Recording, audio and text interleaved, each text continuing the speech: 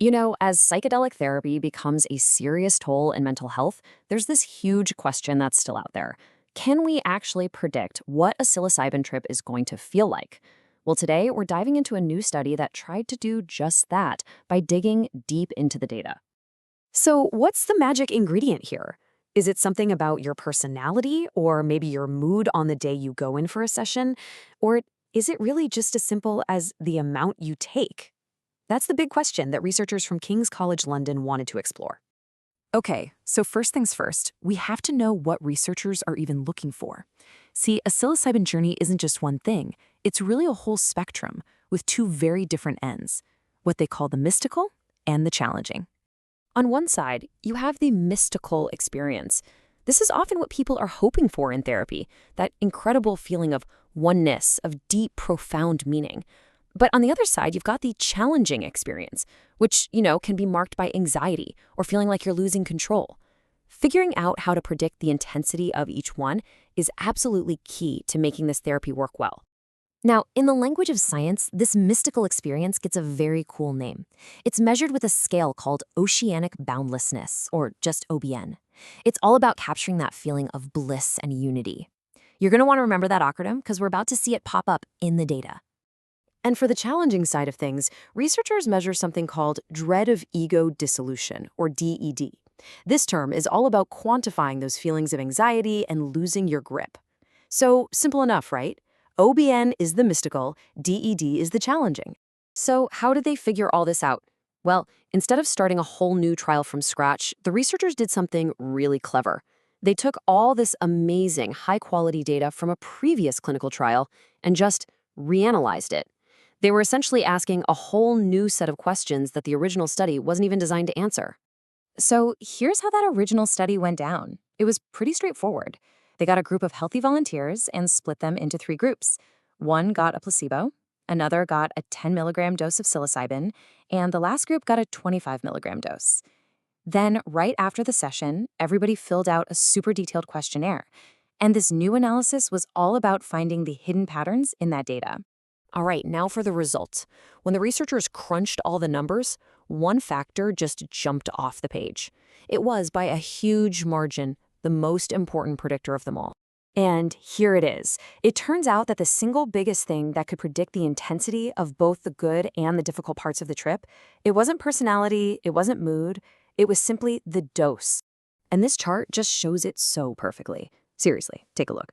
On the left, chart A shows those mystical experiences, the OBN. See how that bar just jumps from placebo to 10 milligrams and then way up again to 25? Now, look over at chart B on the right for the challenging experiences. It is the exact same story. The higher the dose, the more intense the experience was right across the board. So, just to sum that up, a bigger dose reliably led to much bigger scores on both the mystical and the challenging scales. And this wasn't some subtle thing. It was the clearest, most significant finding in the entire analysis. But come on, that can't be the whole story, right? We're all different people. So let's see what the data has to say about how our own personal traits, like our age and our personality, factor into all of this. So once you account for the dose, does who we are as a person actually make any difference in the kind of journey we have? Well, the answer is, yeah, it does, but in a much more subtle way than you might think. Okay, this next finding is absolutely fascinating. Take a look at this chart. It maps out each person's age on the bottom against how intense their challenging experience was on the side. Do you notice the general pattern of those dots? And see that line sloping downwards? That tells us something really specific. What that trend shows is that as a participant's age went up, their scores for dread of ego dissolution tended to go down. So, in plain English, the older volunteers in this study reported less intense, challenging experiences than the younger ones did. Now, the study doesn't say why, but you could guess it has something to do with things like having more life experience or maybe more developed emotional control. So, what else did they dig up? Well, the researchers found a little connection between the personality trait neuroticism and having a challenging experience. But, and this is a big but, only at that highest 25 milligram dose. But what's really surprising here is what didn't seem to matter. Things you'd expect to have an impact, like your mood going in, or how open you are as a person, your sex, or even whether you'd used psilocybin before. Yeah, none of them showed a significant connection in this dataset. So, what's the big picture here?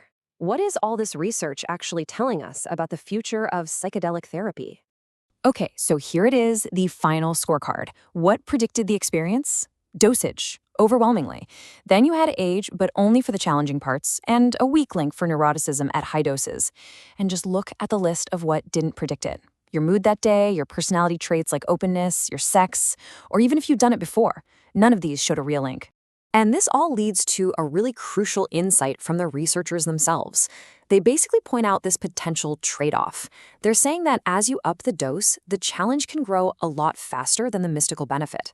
That kind of suggests there might be a point where you're just adding distress without really getting any more of that therapeutic insight. Now, of course, we've got to be good scientists about this. The researchers are super clear that this was an exploratory look at old data. The study wasn't designed from the start to test these specific ideas.